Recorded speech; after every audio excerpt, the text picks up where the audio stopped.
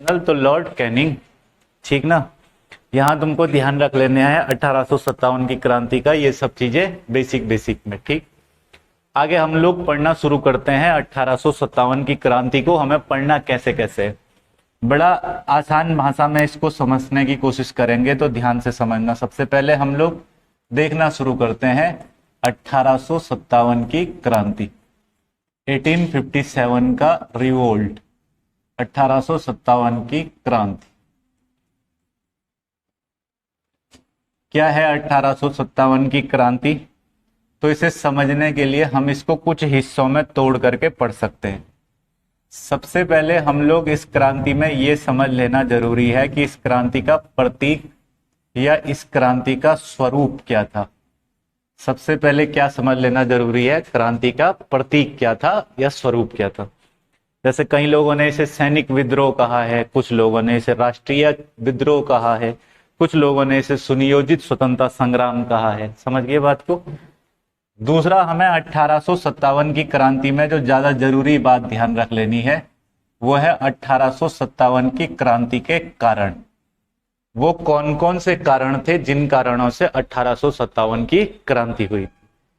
तीसरा, हमको 1857 की क्रांति में जो और महत्वपूर्ण बात ध्यान रख लेनी है वो है विस्तार। क्या चीज है? विस्तार, कि इस क्रांति का विस्तार कहां कहां तक था। चौथा, हमको इसके अंतर्गत एक और चीज ध्यान रख लेनी है विस्तार के अलावा। जब हम 1857 की क्रांति में क्या क्या पढ़ लेंगे, प्रतीक या स्वरूप, कारण, विस्तार, फिर हमें ध्यान रख लेना है परिणाम। क्या ध्यान रख लेना है? परिणाम। किस क्रांति के क्या क्या परिणाम हुए, इस क्रांति का रिजल्ट क्या रहा, और अंत में हम समझेंगे कि क्या महत्व थे 1857 की क्रांति के। तो बिल्कुल सबसे पहले शुरू करते हैं हम लोग कहां से? प्रतीक से, कि इस क्रांति का प्रतीक या स्वरूप क्या था। ठीक है, प्रतीक या स्वरूप की जब बात आती है तो इसमें तीन प्रकार के मत सामने आते हैं। कुछ लोगों ने कहा कि 1857 की क्रांति मात्र महज एक सैनिक विद्रोह था। कैसा विद्रोह था? सैनिक विद्रोह। इसके भी कुछ समर्थक लोग रहे, इनके बारे में भी पढ़ेंगे अभी, समझ रहे हो। कुछ लोगों ने कहा कि यह एक राष्ट्रीय संग्राम था। क्या था? राष्ट्रीय संग्राम। राष्ट्रीय संग्राम का मतलब ये एक स्वतंत्रता संग्राम था जो राष्ट्रीय स्तर पर हुआ। कुछ लोगों ने इसको राष्ट्रीय संग्राम का नाम दिया, पहला राष्ट्रीय संग्राम। कुछ लोगों ने इसे कहा या राष्ट्रीय विद्रोह हम इसको कह सकते हैं। आई बात समझ में। कुछ लोगों ने कहा कि ये एक सुनियोजित स्वतंत्रता विद्रोह था। सुनियोजित स्वतंत्रता आंदोलन था।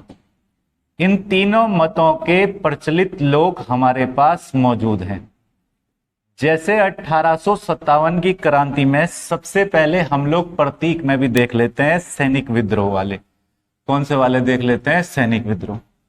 तो वो कौन कौन से लोग थे जिन्होंने सैनिक विद्रोह नाम दिया था? क्या नाम दिया था? सैनिक विद्रोह। सैनिक विद्रोह में तुम्हारे पास सबसे पहले नाम आएगा सर जॉन लॉरेंस का। किसका नाम आएगा? Sir John Lawrence. Sir John Lawrence का नाम आएगा। सर जॉन लॉरेंस के अलावा इसमें तुम्हारे पास नाम आएगा सर जॉन सीले। किसका नाम आएगा? Sir John Seeley. Sir John Seeley के अलावा तुम्हारे पास सैनिक विद्रोह कहने वालों में नाम आएगा टी.आर. होम्स। पहले मैं विदेशी इतिहासकारों की बात कर देता हूं, है ना। किसका नाम आता है? टी.आर. होम्स। आई बात समझ में। इसके अलावा हमारे पास एक व्यक्ति का नाम आता है जिसको हम लोग कहते हैं मॉल्सन। क्या बोल देते हैं? मॉल्सन।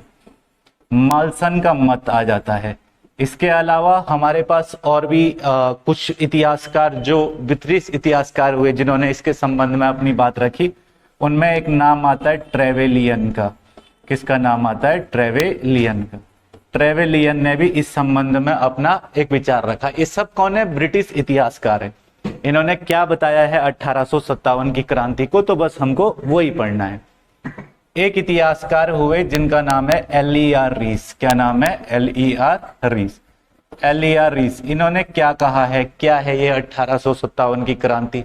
एक इतिहासकार हुए, अंग्रेजी इतिहासकार, जिनका नाम था डब्ल्यू टेलर। क्या नाम था? W Taylor, William Taylor. समझ रहे हो बात को? तो हमको तो इनके बारे में पहले ये समझ लेना है कि कौन सा इतिहासकार क्या क्या कह रहा है, समझ गए। बहरहाल तुम सबसे पहले एक बात ध्यान से समझना कि यहां पे मैंने एक नाम लिखा टी.आर. होम्स।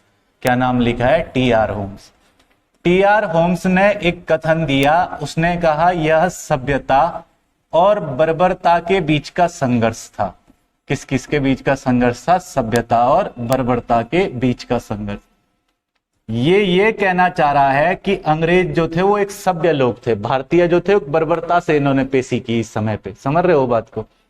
और भारतीय और अंग्रेजों के बीच के संघर्ष को 1857 के संघर्ष को इसने क्या नाम दिया? इसने नाम दिया कि ये सभ्यता और बर्बरता के बीच का एक संघर्ष था। ये किसने कहा है? तो टी.आर. होम्स ने कहा है। याद रहेगा इतना। इसके अलावा हमारे पास यहां पे एक व्यक्ति है जिसको हम लोग कह रहे हैं एल.ई.आर. रीस। क्या बोल दे रहे हैं? एल.ई.आर. रीस।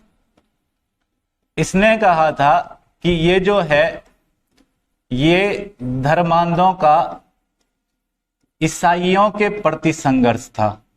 धर्मांधों का किसके प्रति संघर्ष था? ईसाइयों के प्रति संघर्ष।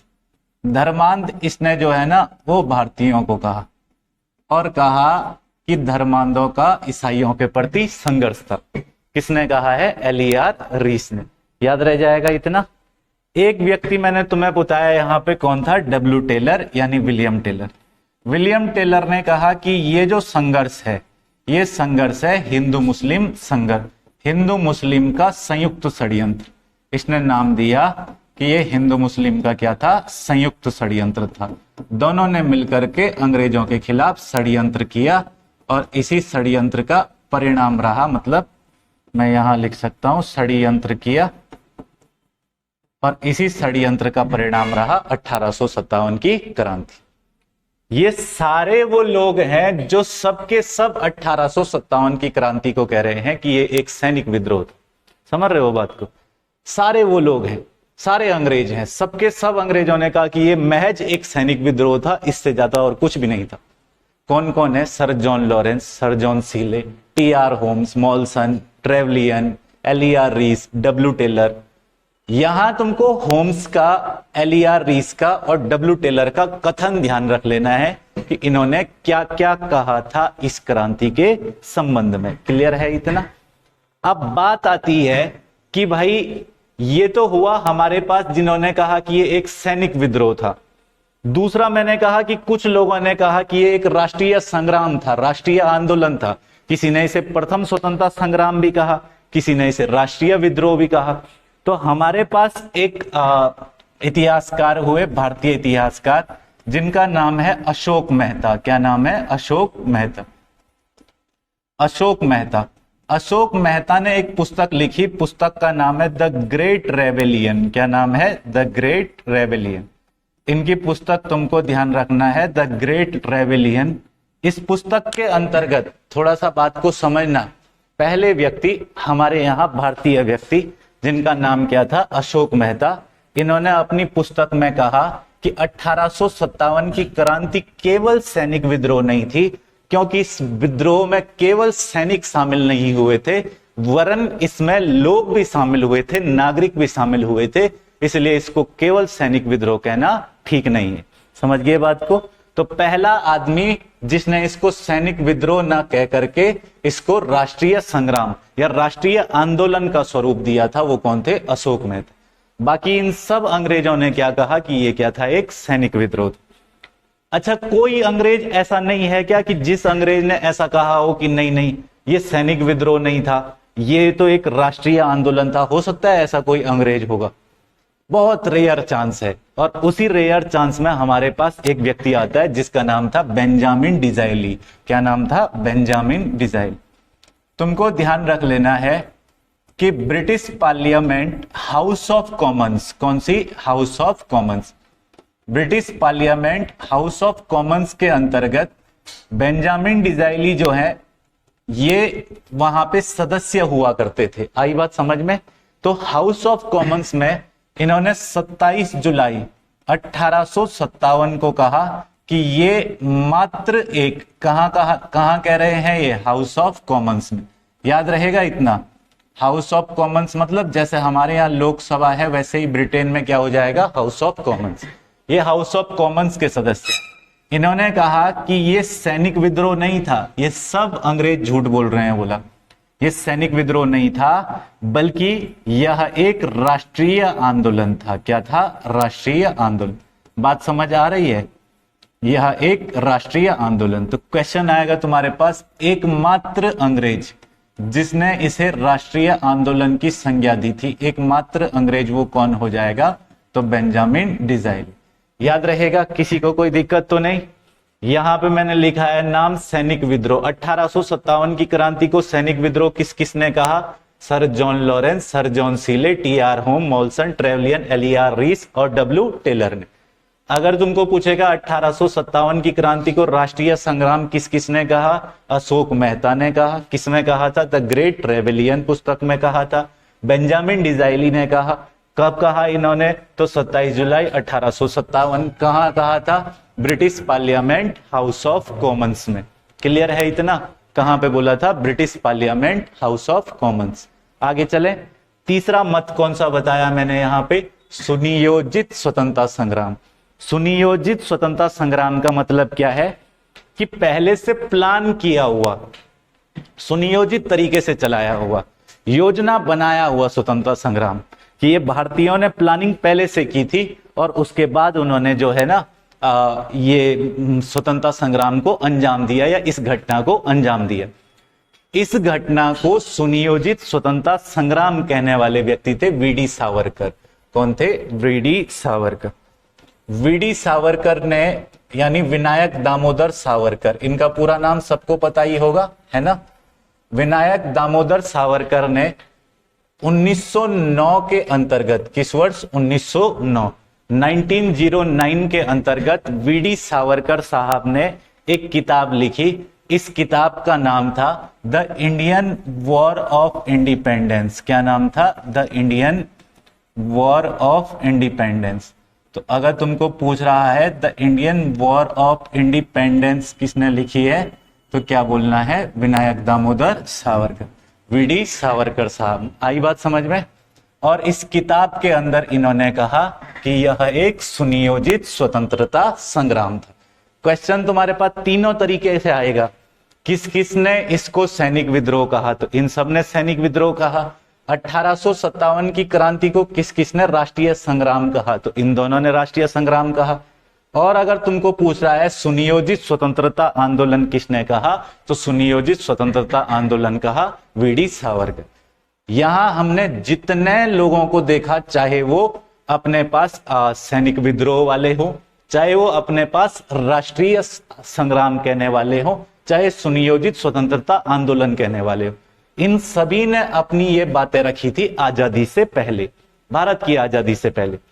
जब भारत आजाद हुआ, तो आजादी के बाद, भारत जब आजाद हुआ, तो आजादी के उपरांत मैं लिख सकता हूं यहां पे, ठीक है भाई, किसके उपरांत, आजादी के उपरांत, आजादी के उपरांत। इसको थोड़ा समझना बात को ध्यान से, आजादी के उपरांत। आजाद कब हुआ भारत, 15 अगस्त 1947।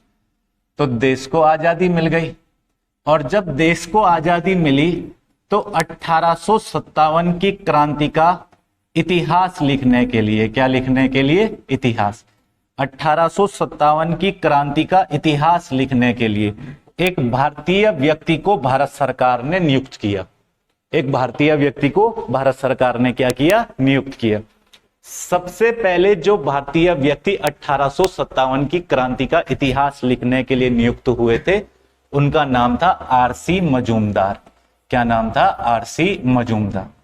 लेकिन बात को थोड़ा ध्यान से समझना, तुम सीधे आरसी मजूमदार मत मार देना। अगर तुमको पूछेगा 1857 की क्रांति का सरकारी इतिहासकार, आरसी मजूमदार को नियुक्त किया गया था पहले, लेकिन आरसी मजूमदार ने कहा कि यह तथाकथित, कैसा, तथाकथित, तथाकथित का मतलब उस समय के अनुसार, 1857 के अनुसार, यह तथाकथित प्रथम राष्ट्रीय स्वतंत्रता संग्राम था। स्वतंत्रता संग्राम था। यह तथाकथित मतलब उस समय के अनुसार प्रथम राष्ट्रीय स्वतंत्रता संग्राम था। परंतु बोला, परंतु न तो ये प्रथम था, न तो क्या था ये प्रथम था, न ये क्या था राष्ट्रीय था, और ना ही ये कोई स्वतंत्रता संग्राम। तो जब इन्होंने ये स्टेटमेंट दी तो इस प्रकार के व्यक्ति को क्या सरकारी इतिहासकार रखा जाएगा, जो कह रहा है कि न तो ये प्रथम था, न तो ये राष्ट्रीय था, और न ये स्वतंत्रता संग्राम था। तो इनको इस कार्यभार से हटा दिया गया, उस समिति को भंग कर दिया गया जिस समिति में इन्हें यह काम दिया गया था 1857 की क्रांति का इतिहास लिखने के लिए। परंतु इन्होंने बात ही ऐसी कह दी कि उस समिति को जो है वो भंग करना पड़ा। जब ये समिति भंग हुई तो इस समिति के भंग होने के बाद एसएन सेन, कौन से व्यक्ति, एसएन सेन, एसएन सेन को जिम्मेदारी मिली सरकारी इतिहासकार के तौर पर वो 1857 की क्रांति का इतिहास लिखें। एसएन सेन ने एक पुस्तक लिखी जिस पुस्तक का नाम है 1857। क्या नाम है, 1857। लेकिन इस पुस्तक के बारे में तुमको थोड़ा सा बात ध्यान से समझनी है। अगर तुम्हारे पास पूछ रहा है कि ये पुस्तक किसने लिखी है 1857 पुस्तक, तो क्या नाम हो जाएगा, एसएन सेन। परंतु बात को ध्यान से समझना बेटा कि जब हम 1857 की बात करते हैं, ये पुस्तक का नाम है केवल 1857। हालांकि ये पुस्तक 1857 की क्रांति के 100 वर्ष बाद 1957 में प्रकाशित हुई थी। कब प्रकाशित हुई थी, 1957, 1957 के अंतर्गत यह पुस्तक प्रकाशित हुई थी। आई बात समझ में। तो पूछेगा पहले सरकारी इतिहासकार किसको चुना गया था, तो क्या बोलना है, आरसी मजूमदार। लेकिन उन्होंने क्या कहा कि यह तथाकथित प्रथम राष्ट्रीय स्वतंत्रता संग्राम है, परंतु न तो ये प्रथम था, न ये राष्ट्रीय था, और न ही स्वतंत्रता संग्राम। इसके बाद इस आयोग को ही भंग कर दिया गया, इस समिति को ही भंग कर दिया गया जिस समिति को यह कार्य सौंपा गया था। क्लियर है इतना। आगे चल करके तुमने देखा कि आजादी के बाद यहां पे एक चीज तुमको ध्यान रखनी है, आरसी मजूमदार में, आरसी मजूमदार में तुमको ना एक पुस्तक पूछ लेगा। इन्होंने बाद में अपनी एक पुस्तक लिखी थी, स्वतंत्र रूप से प्रकाशित की थी। उस पुस्तक का नाम पूछेगा तुमसे, तो इनकी पुस्तक का नाम है द स्पोइम्यूनिटी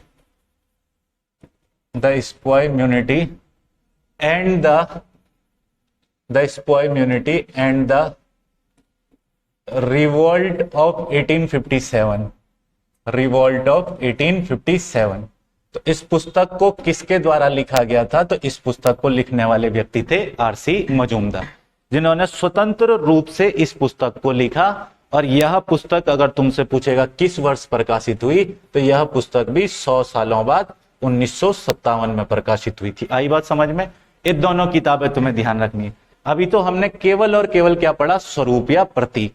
अब तुमको समझ आ रहा होगा कि 1857 की क्रांति कितना विस्तृत टॉपिक है। समझ रहे हो बात को। 1857 की क्रांति के संबंध में सबसे पहली बात क्या है, सबसे पहली बात तो यही है, ये बहुत सारी अलग अलग विचारधाराएं हैं कि इस क्रांति का स्वरूप क्या था।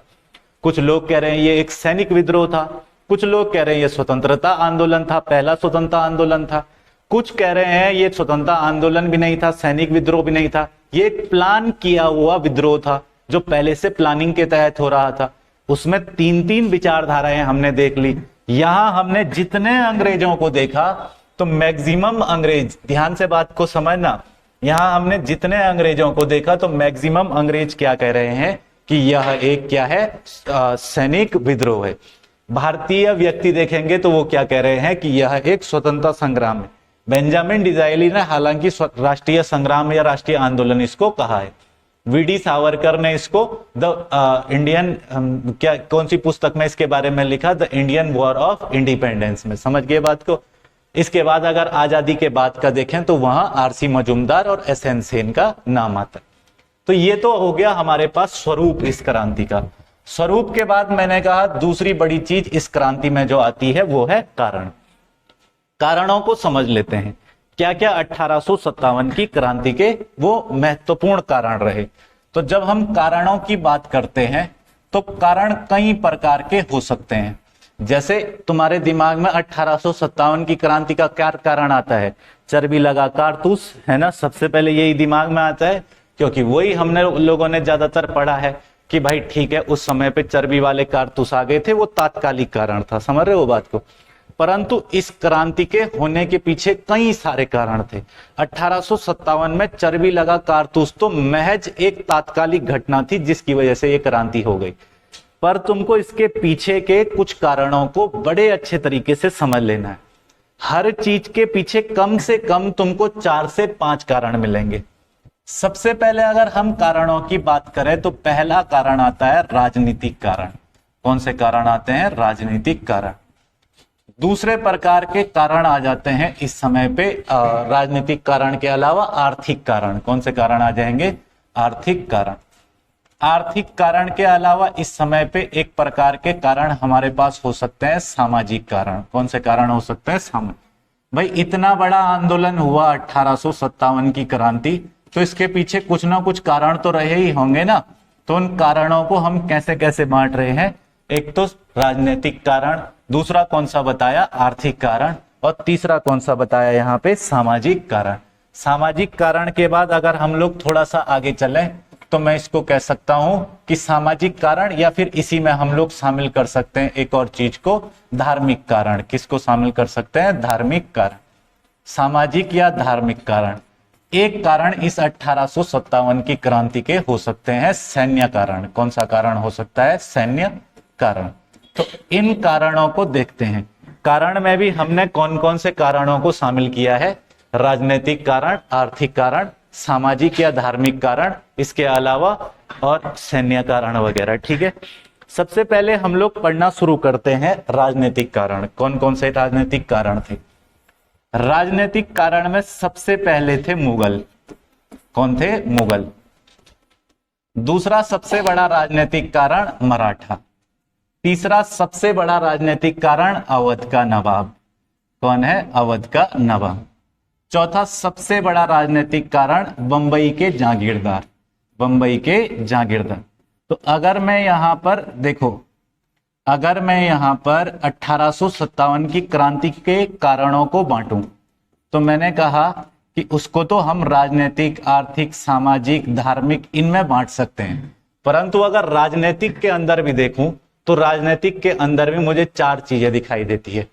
पहला तो मुगल, दूसरा मराठा, तीसरा बड़ा कारण अवध, और चौथा बड़ा कारण इस समय पे बंबई के जागीरदार। कारण क्या है? मुगल नाराज थे, मराठा नाराज थे, अवध का नवाब नाराज था, बंबई के जागीरदार नाराज थे। ये सब नाराज थे। बहरहाल नाराज थे, पर यह जान लेना भी जरूरी है कि इन सब के नाराजगी के पीछे की वजह अलग अलग थी। सब एक ही वजह से नाराज नहीं थे, हर कोई अलग अलग कारणों से नाराज थे। हम पीछे से इतिहास पढ़ते हुए आ रहे हैं तो थोड़ा बहुत आइडिया हमको होगा ही। थोड़ा सा मैं बात को आगे बढ़ाते हुए बात शुरू करता हूं। अगर हम मुगलों की बात करें, मुगल क्यों नाराज थे? तो मुगल अपनी फूंक में थे। इनको लगता था हम तो बादशाह सलामत, जिल्ले इलाही, है ना, समझ रहे हो बात को। अंग्रेज आए, अंग्रेजों ने कहा देखो ना तो तुम बादशाह सलामत और न जिल्ले इलाही, there is only one superior power, और वो कौन है? British crown. तुम कुछ नहीं हो बोला। तो अंग्रेजों को ये बात, मुगलों को ये बात चुभ गई। ये बात चुभी 2 तरीके से। भारत में एक व्यक्ति हुआ वाइसराय के पद पर, नाम है लॉर्ड ऑकलैंड। क्या नाम है? Lord Auckland. इसका तुमको थोड़ा सा ध्यान रख लेना है, लॉर्ड ऑकलैंड। और लॉर्ड ऑकलैंड के बाद एक आदमी हुआ जिसका नाम है लॉर्ड डलहौजी। क्या नाम है? लॉर्ड डलहौजी। इन दोनों ने मुगलों को सबसे ज्यादा परेशान किया। मुगल इनकी वजह से नाराज हुए। अगर ये दोनों नहीं रहते तो मुगल नाराज नहीं होते। अगर मैं बात यहां पे लॉर्ड ऑकलैंड की करूं तो लॉर्ड ऑकलैंड कब से कब तक भारत का वाइसराय रहा? 36 से पकड़ करके चलो और 1842 तक। ठीक हो गया? 1836 से और 1842 तक कौन भारत का वाइसराय रहा? Lord Auckland. और अगर मैं डलहौजी की बात करूं तो इसका सभी को पता रहता है 1848 से लेकर के और 1857 की क्रांति से जस्ट पहले 1856 तक। समझ गए बात को? 57 में वाइसराय कौन था? कैनिंग था ना। अच्छा देखना, यहाँ पे समझना, बात को अच्छे से समझना। मैंने कहा यहां तुम लोग दो तीन बातों को समझो। पहली बात तो देखो, लॉर्ड ऑकलैंड जो है ना, किसकी बात कर रहे हैं हम यहाँ पे? Lord Auckland. लॉर्ड ऑकलैंड ने क्या कहा? तो लॉर्ड ऑकलैंड से मुगल इसलिए नाराज हुआ। देखो भैया, लॉर्ड ऑकलैंड ने कहा एक तो तुम नजर लेना बंद करो। क्या लेना बंद करो? नजर ले। दूसरा, तुम लोग खिल्लत देना बंद करो। खिल्लत देना बंद करो। और तीसरा, तुम लोग बंद करो दरबार लगाना। दरबार लगाना। लॉर्ड ऑकलैंड ने अपने समय में मुगलों के नजर लेना, खिल्लत लेना और दरबार लगाना, तीनों चीजों पर लगा दिया प्रतिबंध। तुम्हारी समझ में सबसे पहले तो ये बात आ रही होगी कि यार ये नजर लेना, खिल्लत लगाना, ये सब क्या होता है? इसको बंद कर दो यार, पीछे से बंद है। फिर ये इतना आवाज क्यों कर रहा है? आवाज इस पे ही हो रही है। इन्वर्टर कर रहा है, बटन खुला है उसका। ये अच्छा, हाँ थोड़ा इसके पंखे पंखे वगैरह कम कर दो थोड़ा सा। कोई पंखा चल रहा होगा एक्स्ट्रा तो कम कर दो। कौन सा पंखा आवाज कर रहा है? इसको बंद कर दो। हाँ चलो देखो भैया, लॉर्ड ऑकलैंड जो था, थोड़ा सा ध्यान से समझना, आ जाएगी अभी। लॉर्ड ऑकलैंड जो था, इसने प्रतिबंध लगा दिया कितनी चीजों पर? तीन चीजों। एक तो पहली चीज किस पर प्रतिबंध लगा दिया? नजर लेना। दूसरा प्रतिबंध लगा दिया खिल्लत देना। और तीसरा प्रतिबंध लगा दिया दरबार लगाना। इस सब चीजों से परेशान हो गया मुगल बादशाह। नजर लेना क्या होता है? जब कोई सूबेदार अपनी सत्ता का परिवर्तन करेगा, जब कोई सूबेदार अपनी सत्ता को क्या करेगा? चेंज करेगा, अपने से या अपने पुत्र को सौंपेगा या दूसरे सूबेदार को सौंपेगा, तो मुगल शासक को कुछ रुपये, पैसे, टैक्स वगैरह कुछ गिफ्ट देगा भेंट में। उसको कहते थे नजर लेना। यानी सत्ता परिवर्तन के समय जो सुपीरियर पावर है मुगल बादशाह, उसको कुछ ना कुछ गिफ्ट वगैरह देना, कुछ टैक्स वगैरह देना, वो कहलाता था नजर लेना। दूसरा, अगर किसी सेनापति ने बहुत अच्छा काम कर दिया तो एक स्पेशल टाइप के कपड़े दिए जाते थे उसको, जिसको कहते हैं खिल्लत देना।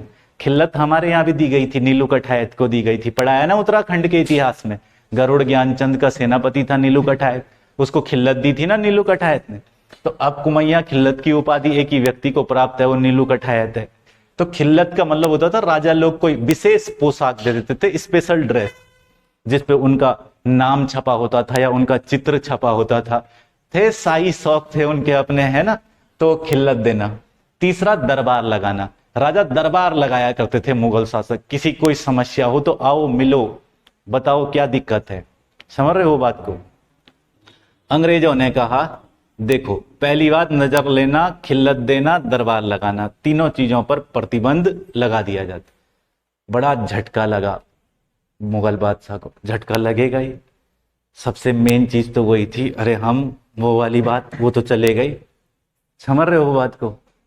हम तो शहनशाह आजम जिल्ले इलाही मारेंगे ऐसा थप्पड़, सारी शहनशाह आजम निकल जाएगी तुम्हारी। नाराज तो होंगे ही। उसके बाद आया लॉर्ड डलहौजी। अंग्रेजों को लगा चलो, मतलब मुगलों को लगा चलो अब तो थोड़ा सा इसको बोलेंगे कि भाई ये क्या है, इन प्रतिबंधों को हटाओ, है ना, ये हमारे साथ थोड़ा प्रेम से व्यवहार करेगा। ये आया, इस भाई साहब ने सबसे पहले बोला कि चलो लाल किला खाली करो। इन्होंने मुगलों को क्या बोला कि लाल किला खाली करो। अब मुगल जो है और तिल मिला उठे कि लाल किला खाली करो, जाएंगे कहां? दरबार कहां लगेगा? दीवाने खास, दीवाने आम, कहां चले गए सब कुछ? बोला किसी साधारण से कमरे में चला, हॉल ले लो एक रेंट पे, वहां चला लो दीवाने खास, दीवाने आम, अपने लाल किला खाली करो। किसको कह रहे हैं? बहादुर शाह जफर को। और बहादुर शाह जफर जो है वो सब इन चीजों को देख देख करके परेशान हो रहे कि ये सब क्या हो रहा है। ठीक है, बोला दूसरा बोला देखो, आज के बाद बादशाह नहीं कहोगे खुद को। क्या नहीं कहोगे? बादशाह। तुम कोई बहुत बड़ी पावर नहीं हो, बादशाह की उपाधि त्याग दो। ये तो हद ही हो गई। चलो, लॉर्ड ऑकलैंड ने कुछ प्रतिबंध लगाए थे, लेकिन डलहौजी कह रहा है तुम तो किला ही खाली कर दो, अपना लाल किला खाली कर दो, बादशाह की उपाधि त्याग दो, कोई बादशाह वास्ता नहीं हो।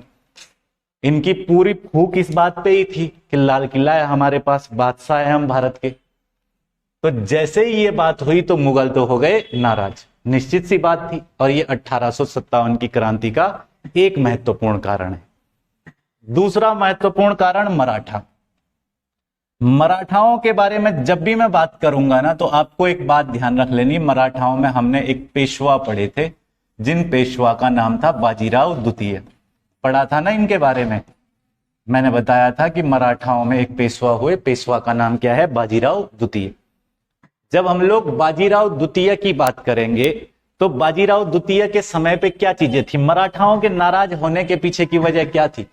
एक तो बाजीराव द्वितीय अंतिम पेशवा थे, इन्होंने 1795 से लेकर के और 1818 तक जो है वो पेशवा के पद पर काम किया था।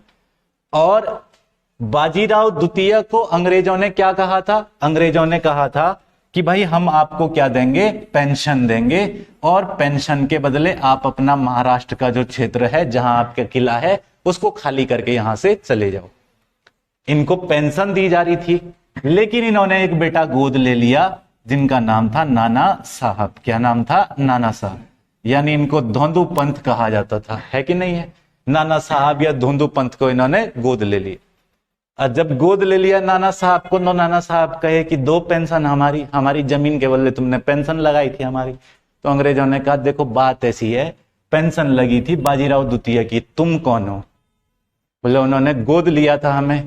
बोले तुम्हारा गोद गूद जाएगा भाड़ में। क्यों, बोले क्योंकि बात सुनो ढंग से, यहां आ गई है अब तक डॉक्ट्रिन ऑफ लैप्स, यानी हड़प की नीति। जिस राजा का अपना पुत्र नहीं होगा उसकी रियासत किसकी मान ली जाएगी, अंग्रेजी सरकार की। और तुम अपने पुत्र तो हो नहीं, तो हम तुमको पेंशन क्यों दें। और वैसे भी पेंशन व्यक्तिगत थी, पारिवारिक थोड़ी थी, वो केवल किसके लिए थी, बाजीराव द्वितीय के, तुम्हारे लिए थोड़ी थी। नाना साहब गुस्सा आ गया, ये भी लड़े 1857 की क्रांति में, पेंशन चाहिए हमको, तो समझ रहे हो बात को। तीसरा प्रांत है अवध। कौन सा प्रांत है, अवध। अवध की बात करते हैं। अवध का नवाब क्यों नाराज है। अवध का नवाब नाराज होने वाला काम खुद करा अवध ने। अवध बोलूं या इसको लखनऊ कह दूं, एक ही बात है ना, अवध कहें या फिर क्या बोलते हैं, लखनऊ। अवध का नवाब नाराज है। अवध का नवाब 1857 की क्रांति के समय 1856 में कौन था, वाजिद अली शाह। कौन था, वाजिद अली शाह। वाजिद अली शाह ये बड़े अंग्रेजों के बने रहते थे, मतलब जिसको बोलते हैं ना विश्वास पात्र टाइप के। अंग्रेजों ने कहा अच्छा ठीक है बताते हैं तुमको। पहले तो पूरा अवध रियासत का पूरा इस्तेमाल किया अंग्रेजों ने अपने फायदे के लिए।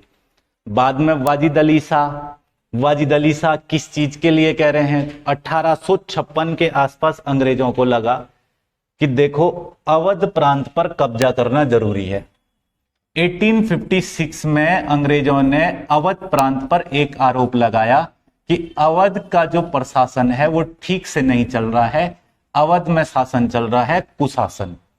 कैसा शासन चल रहा है, कुशासन। आरोप लगा दिया भाई ठीक नहीं चल रहा है तुम्हारे यहाँ। उनको तो हड़पना था ना, उन्होंने बोल दिया ठीक नहीं चल रही तुम्हारी रियासत, कुशासन का आरोप लगा दिया।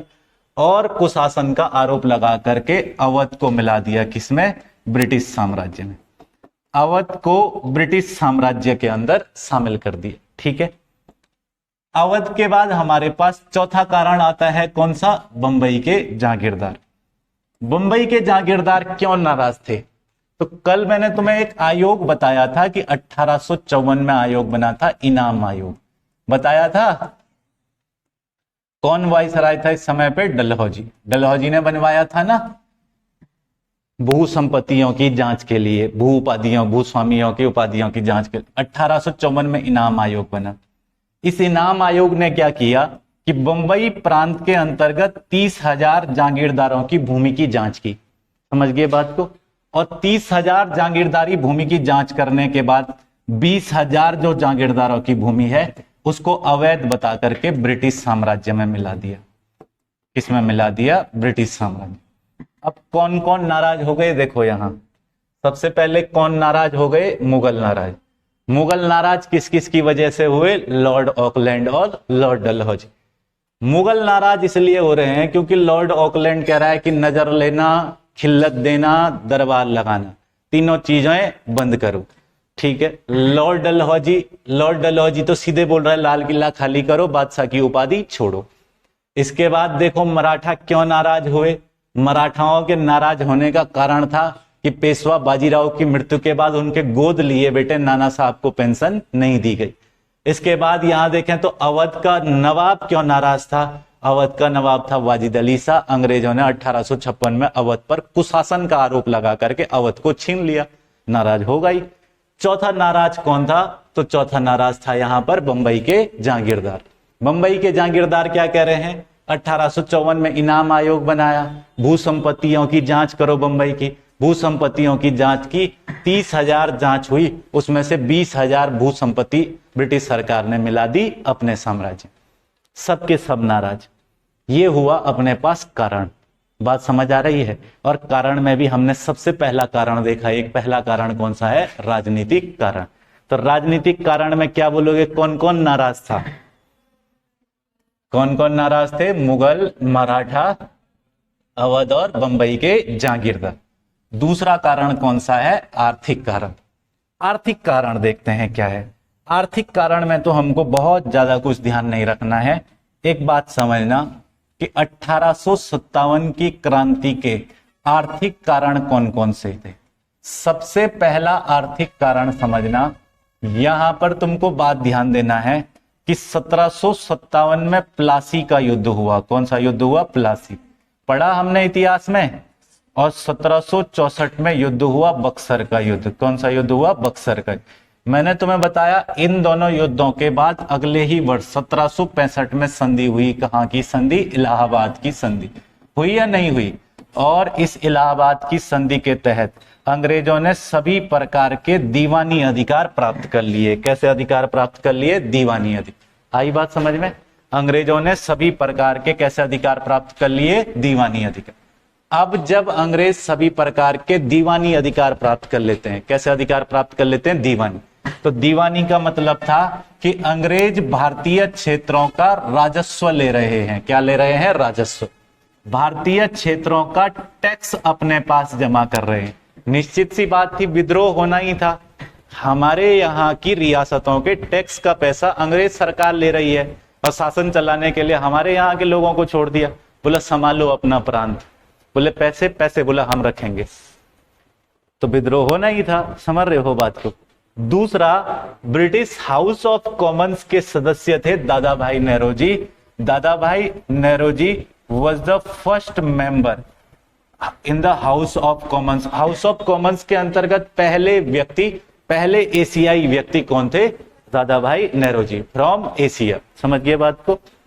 अगर मैं दादा भाई नेहरू की बात करूं तो इन्होंने सिद्धांत दिया धन निष्कासन का सिद्धांत, जो हमने कल पढ़ा है ना, या फिर हम कह सकते हैं धन के बहिर्गमन का सिद्धांत। क्या कहा इन्होंने धन निष्कासन के सिद्धांत में, कि अंग्रेजी अर्थव्यवस्था का एक बहुत बड़ा हिस्सा, अंग्रेजों की जो अर्थव्यवस्था भारत में है, अंग्रेजी अर्थव्यवस्था मतलब वो वाली अर्थव्यवस्था नहीं, भारतीय अर्थव्यवस्था बोलूं तो ज्यादा ठीक रहेगा। भारत की जो अर्थव्यवस्था है उसका बहुत बड़ा हिस्सा अंग्रेज अपने साथ ब्रिटेन ले जा देते हैं। इसकी वजह से भारत में गरीबी बढ़ रही है। भारत का पैसा ब्रिटेन लाया जा रहा है, भारत में क्या बढ़ रही है, गरीबी बढ़ रही है। तुम स्पंज की तरह काम कर रहे हो। किसकी तरह काम कर रहे हो, स्पंज की तरह। सोख लेते हो बोला पैसा हमारे यहां से, और इंग्लैंड आकर के टेम्स नदी में निचोड़ देते हो। समझ रहे हो बात को। तो ये बातें थी अपने पास 1857 की क्रांति में फैक्टर, और किसके बतौर थी, तो ये फैक्टर था अपने पास आर्थिक कारणों के बतौर। अब तुम्हारे दिमाग में एक प्रश्न उठना चाहिए कि धन निष्कासन का सिद्धांत तो 1857 की क्रांति के बाद दिया गया था। समझ रहे हो बात को। परंतु एक बात को समझना कि धन निष्कासन का सिद्धांत बाद में दिया गया था, धन निष्कासन सबको दिख रहा था बहुत पहले से। समझ रहे हो बात को। यही धन निष्कासन बड़ा कारण बना, बड़ा आर्थिक कारण बना भारत में 1857 की क्रांति का।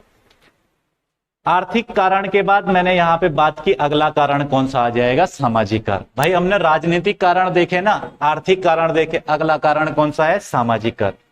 सामाजिक कारण क्या हो सकते हैं 1857 की क्रांति के, तो मैं यहां आर्थिक कारण से पहले यहां पे समझा देता हूं सामाजिक कारण, यानी कौन कौन से वो सामाजिक कारण हो सकते हैं जिनकी वजह से 1857 की क्रांति हुई। मैं कहूंगा कि जब मैं सामाजिक कारणों की बात करूंगा तो मेरे पास कुछ महत्वपूर्ण सामाजिक कारण आएंगे। सबसे पहला सामाजिक कारण आएगा 1813 का चार्टर एक्ट। पढ़ाया ना मैंने तुम्हें 1813 का चार्टर एक्ट। तो मैंने जब तुम्हें 1813 का चार्टर एक्ट पढ़ाया होगा तो उसमें बताया होगा बेटा कि ईसाइयों को, किसको, ईसाइयों को भारत में ईसाई धर्म के प्रचार की अनुमति दे दी गई। किसकी अनुमति दे दी गई? ईसाइयों को धर्म के प्रचार की अनुमति दे दी गई। भारतीय समाज ने इस बात को स्वीकार नहीं किया। समझ रहे हो? ईसाई मिशनरी समूह भर भर करके भारत आते थे, भारतीयों को ईसाई धर्म के बारे में समझाते थे। भारतीयों को ये बात दूर दूर तक रास नहीं आ रही थी। समझ रहे हो बात को? अब ईसाई you are the son of God, भारतीय किसका गॉड है ना इनका, तो इनको जो है ज्यादा समझ भारतीयों को इनकी बातें आती नहीं थी। इसका विरोध हुआ कि हम ईसाई धर्म को स्वीकार नहीं करेंगे।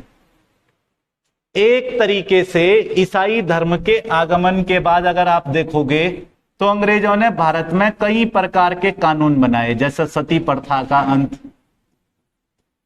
कौन सी प्रथा का अंत? सती प्रथा का अंत। जैसे विधवा पुनर्विवाह अधिनियम।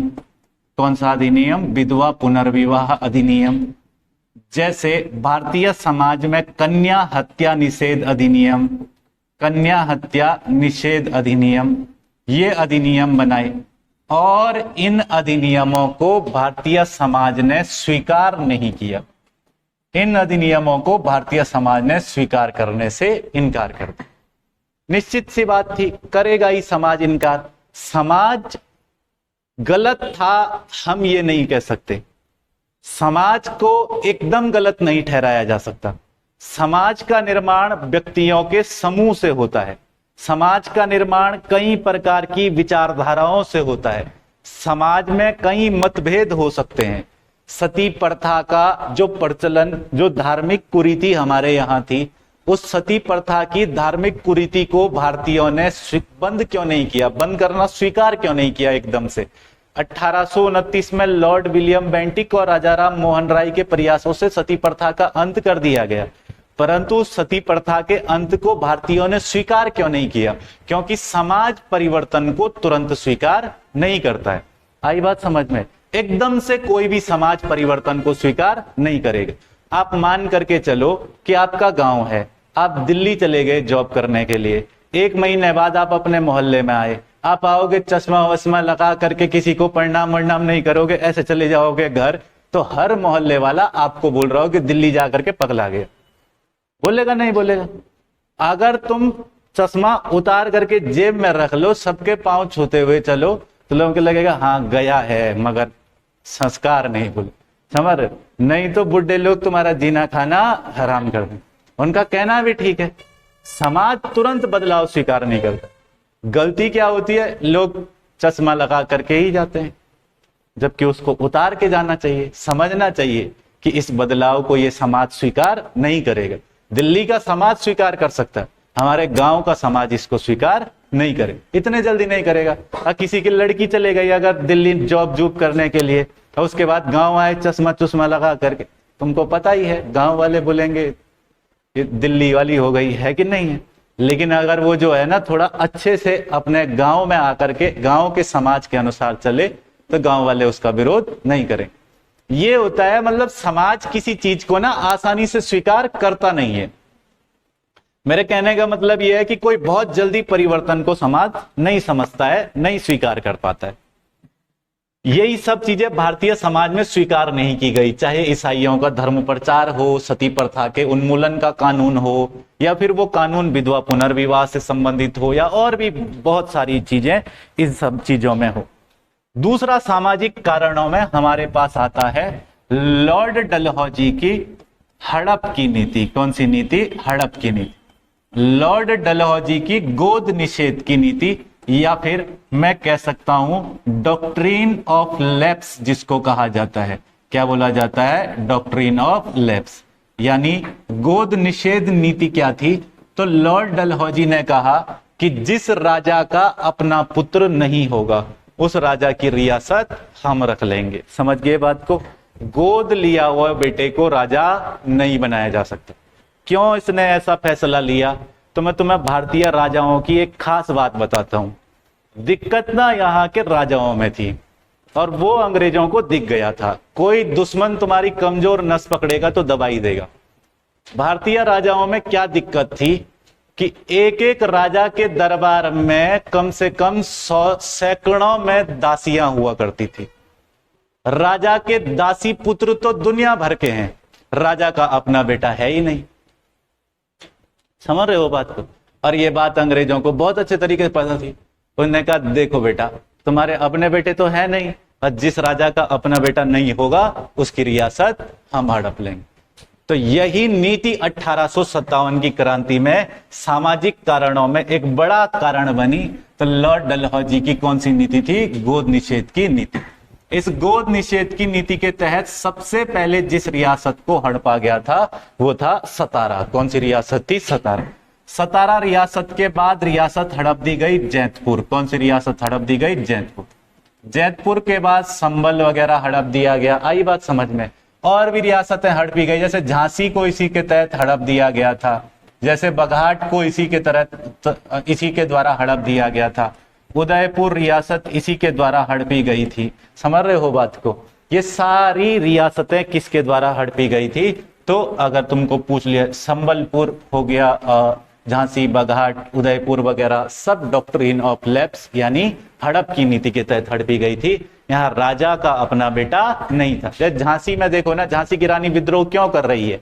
झांसी की रानी 1857 की क्रांति में इसलिए लड़ रही है क्योंकि उनके गोद लिए बेटे को राजा नहीं बनाया जा रहा है।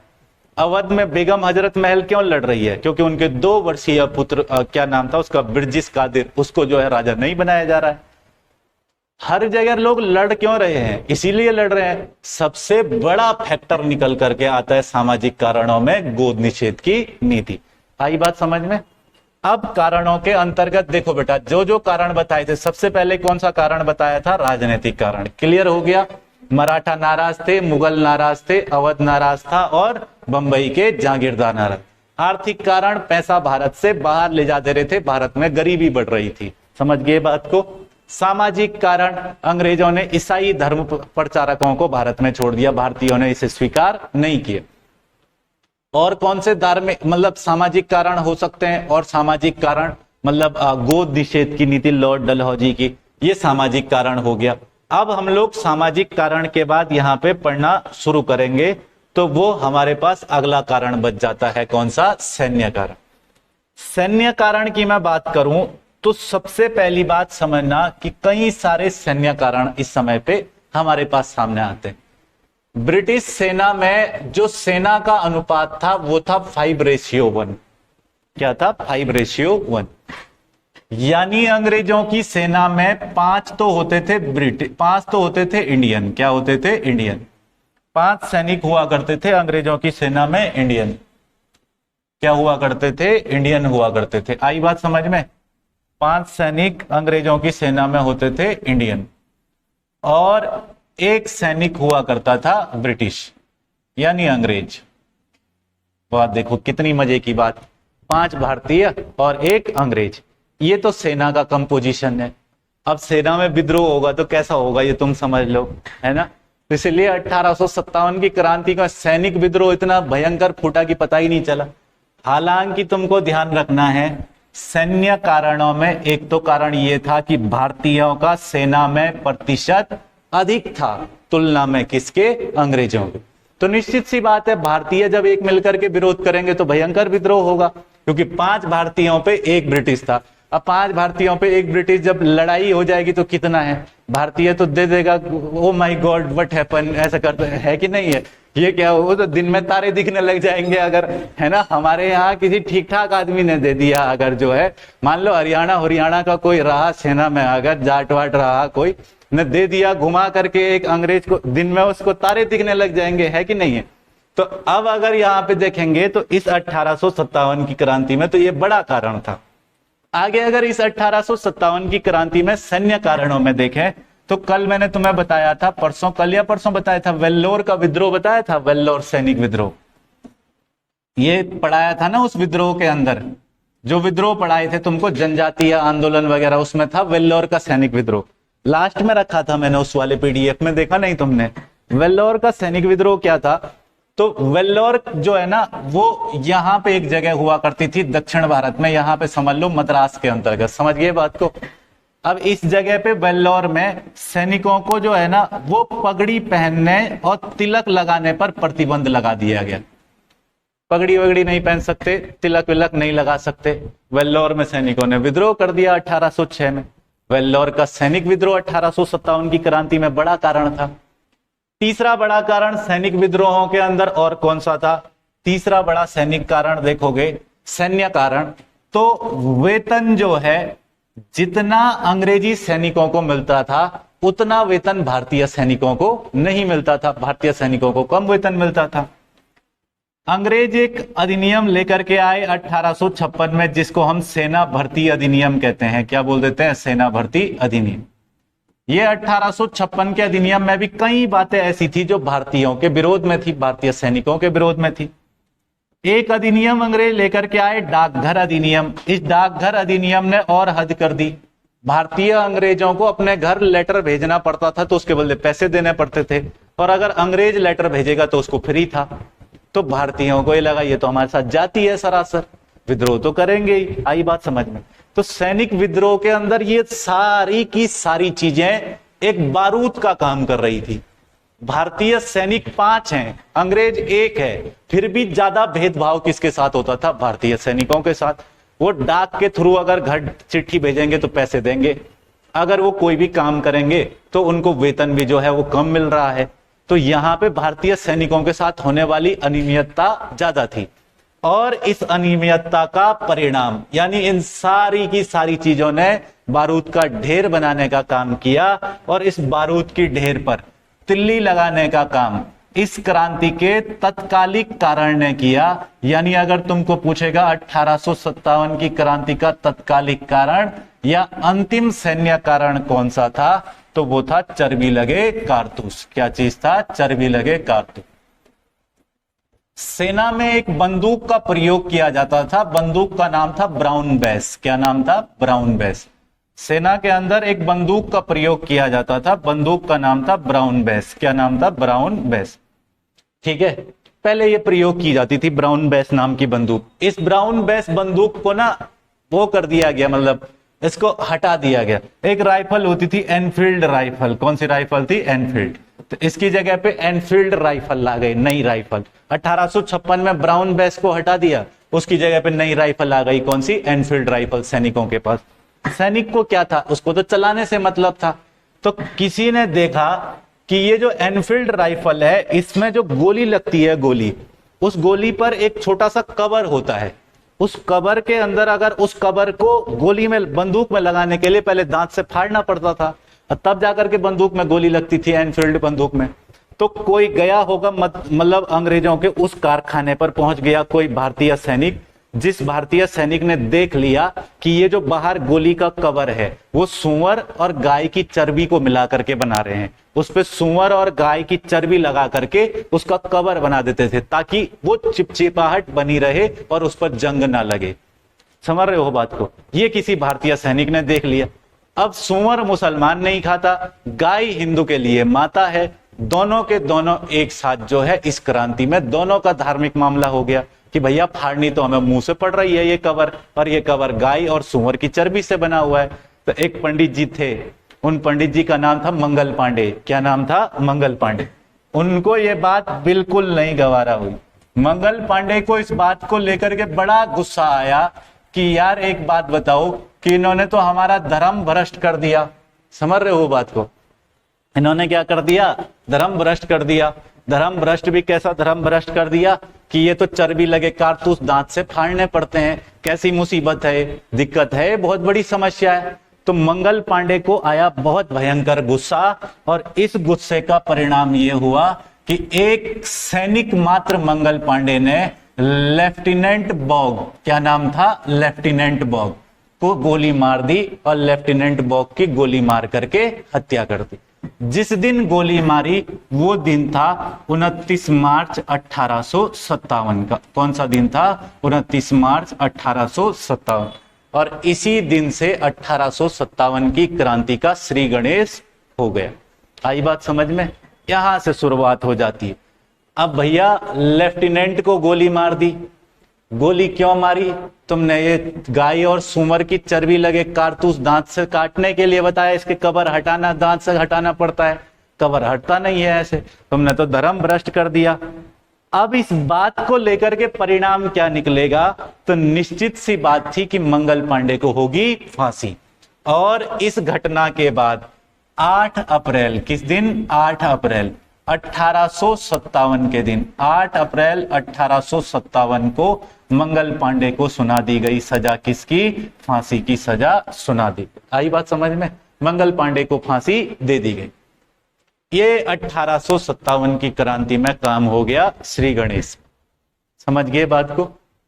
कारण समझ आया? कितने कारण बताएंगे अभी हम लोग। पहला कारण कौन सा है? राजनीतिक। राजनीतिक कारण में कौन नाराज था? मुगल नाराज थे, मराठा नाराज थे, अवध का नवाब नाराज था और बंबई के जागीरदार ने। दूसरा कौन सा कारण? आर्थिक कारण। भारत का पैसा भारत से बाहर जा रहा है। गुस्सा सभी चीजों पर आ रखा था भारतीयों को। वो पकड़ के मारने की देरी थी, मार दिया 1857 की क्रांति में। वो बुरे तरीके से कूटा गया अंग्रेजों को। अभी पढ़ेंगे आगे, देखो। आर्थिक कारण के बाद हमने पढ़ा कौन सा कारण? सामाजिक कारण। भारत में ईसाई धर्म का प्रवेश 1813 का चार्टर एक्ट से तुरंत समाज में कुप्रथाओं को खत्म करने वाले अधिनियम। हालांकि अधिनियम सही थे, सती प्रथा बंद होनी चाहिए थी, निश्चित बात है, तत्काल बंद होनी चाहिए थी, लेकिन समाज ने उसे तुरंत स्वीकार नहीं किया। ऊपर से लॉर्ड डलहौजी की गोद निषेध की नीति, डॉक्ट्रिन ऑफ लैप्स, संबल प्रदेश, सतारा हो गया, जैतपुर हो गया, संबलपुर हो गया, बघाट हो गया, उदयपुर हो गया, झांसी हो गया, सब हड़प लिया। तो इसके वजह से विद्रोह हुआ। सामाजिक कारणों के बाद हमने कारण पढ़े सैन्य कारण। सैन्य कारण में भारतीय सैनिकों के साथ ये अनियमितता होती थी और ये जो चर्बी लगे कारतूस थे, इन चर्बी लगे कारतूसों ने उस पूरे के पूरे बारूद के ढेर में तिल्ली लगाने का काम कर दिए। 1914 में फर्स्ट वर्ल्ड वॉर हुआ। क्यों हुआ? तत्कालीन समय के एक कारण की वजह से वर्ल्ड वॉर हुआ। लेकिन 1914 से पहले की परिस्थिति देखो, पूरा का पूरा यूरोप बारूद के ढेर पर बैठा हुआ था। समझ रहे हो? बस 1914 में उस एक गोली के चलने की वजह से ये सारी घटना हुई, इतनी तबाही हुई 4 साल तक। 1918 तक फर्स्ट वर्ल्ड वॉर चला। यही 1857 की क्रांति थी। भर के बैठे थे सब गुस्से से और ये सारा गुस्सा एक बार फूटा और कारण निकला 1857 की क्रांति। इस क्रांति का थोड़ा सा तुमको एक चीज ध्यान रखनी है यहां पे, जिसको मैं कह रहा हूं क्रांति का प्रारंभ। क्रांति के प्रारंभ में तुम डेट्स में बिल्कुल कंफ्यूज मत होना। मैं क्या कह रहा हूं कोई दिक्कत वाली बात नहीं है, जैसा बता रहा हूं वैसा सुन लेना, बस समझ गए बात को। प्रारंभ में सबसे पहले मैंने तुम्हें मान के चलो एक डेट बताई, 29 मार्च 1857।